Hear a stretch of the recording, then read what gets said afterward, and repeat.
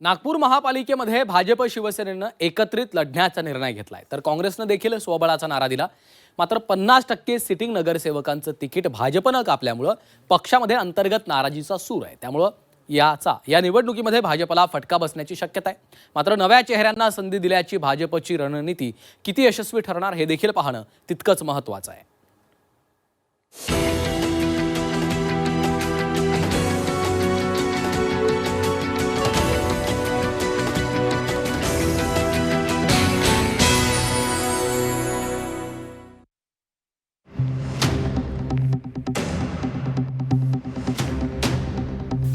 महाराष्ट्राचे मुख्यमंत्री देवेंद्र फडणवीस, केंद्रीय मंत्री नितीन गडकरींचा गड असलेल्या नागपूर महापालिकेची निवडणुकीत काटेकी टक्कर पाहायला मिळणार आहे. भाजपनं नागपुरात मोठ्या प्रमाणावर नव्या चेहऱ्यांना संधी दिली, तर 2017 मध्ये निवडून आलेले जवळपास 50% नगरसेवकांचं तिकीट भाजपनं कापलं.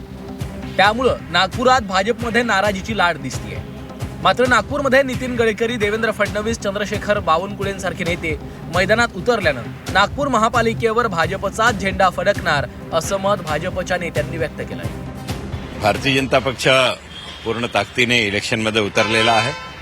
आमच्या मोठ्या नेत्यापासून खालचा बूथ प्रमुखपर्यंत सगळ्यांनी चांगली मेहनत केलेली आहे आणि त्याला इलेक्शनमध्ये भारतीय जनता पक्ष मागे जे आम्ही 108 जागा जिंकली होतो त्यापेक्षा जास्त जागांवर भारतीय जनता पक्षाला विजय मिळेल अशी आम्हाला पूर्ण खात्री आहे. एकेकाळी काँग्रेसचा गड असलेल्या नागपुरात गेल्या 3 टर्म पासून भाजपची सत्ता आहे. त्यामुळे भाजपच्या पराभव करण्याचं मोठं आव्हान काँग्रेसच्या समोर आहे. मात्र भाजपात असलेल्या नाराजीचा काँग्रेसला मोठा फायदा होण्याची शक्यता आहे. दुसरीकडे यावेळी काँग्रेस तिकीट वाटपापासून बंडखोरी शमवण्यामध्ये बऱ्यापैकी यशस्वी झाली आहे. त्यामुळे काँग्रेस 100+ जागा पालिकेत जिंकणार असा विश्वास काँग्रेस नेत्यांनी व्यक्त केला आहे.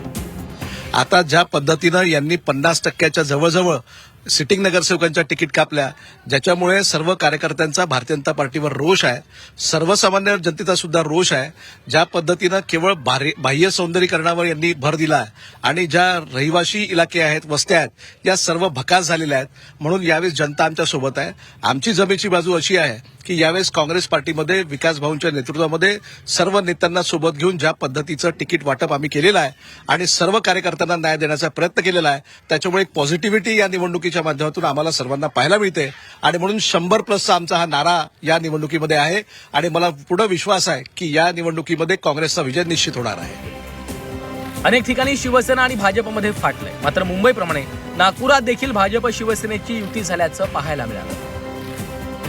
भाजप 143 जागांवर लढत आहे. शिवसेना 8, काँग्रेस 151, शिवसेना युबीटी 28, बसपा 82, राष्ट्रवादी शरद पवार पक्ष 67 आणि राष्ट्रवादी काँग्रेस 80 जागांवर. नागपूर महापालिकेत 2017 मध्ये बसपाची चांगलीच ताकद दिसून आली होती.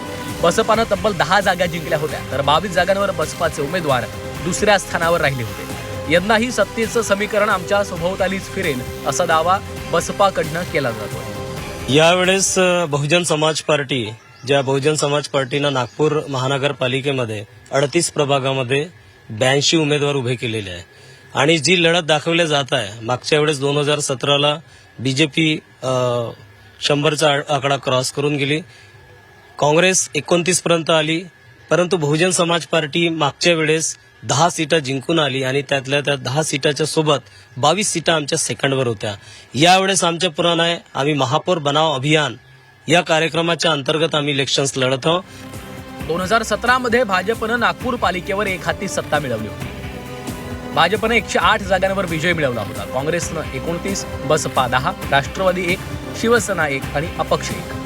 नागपुरात यंदा भाजपला काँग्रेसकडून कडवं आव्हान मिळण्याची शक्यता आहे. भाजपमधील अंतर्गत नाराजीचा फटका भाजपला बसू शकतो. नागपुरात काँग्रेसकडे त्यांची पारंपरिक व्होट बँक आहे, तर भाजपकडे देखील कार्यकर्त्यांची फळी आणि संघटनेची शक्ती आहे. त्यामुळं नागपूरचा गड काँग्रेस पुन्हा काबीज करणार का, की भाजप पुन्हा नागपूर पालिकेवर भगवा फडकवणार, याकडे आता लक्ष लागलेलं आहे. अमर काणे, झी 24 तास, नागपूर.